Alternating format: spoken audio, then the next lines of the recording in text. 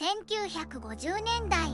アメリカで永久に動き続ける掃除機が発明されたという噂が広がりました。この掃除機は外部電力なしで無限に動き続けるとされ、発明者は特許を申請しました。しかし申請後間もなく特許に関する記録が全て消失。さらに発明者自身も突然行方不明となり、掃除機の存在は確認されていません。一部の目撃者によると、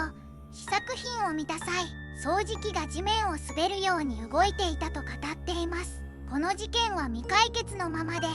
永久期間は科学的に不可能だと結論付けられましたが、真実は今も闇の中です。